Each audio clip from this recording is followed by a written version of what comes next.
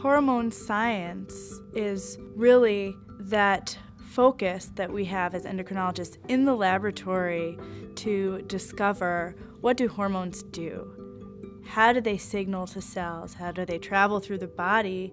How are they made? And, what consequences do they have for the body's functions?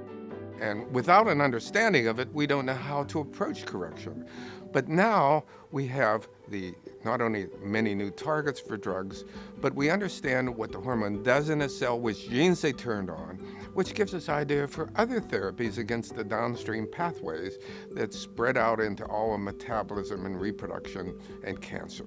In endocrinology, more than in a lot of other disciplines, hormone science can influence health so quickly, not just translation, but also reverse translation of taking phenomena and symptoms and patients that we see in the clinic and moving that information back into the lab and to use that information to then develop better therapies.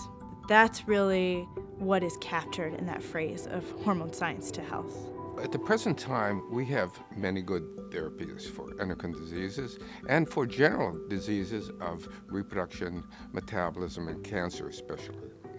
But they're not perfect yet. Providing a greater understanding allows us to develop new drugs and to use combinations of drugs that would be much more effective. And perhaps maybe instead of just delaying a disease onset or a fatality in a patient, would totally cure them and prevent the recurrence of disease in the future.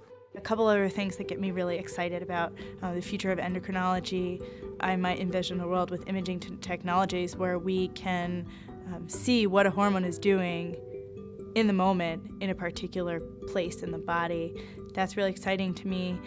Also, to be able to use technology that's coming out to get an integrated picture of how a hormone is affecting the whole body and the end result on the entire system, to be able to put that together and even make predictions about it, I think would be really exciting.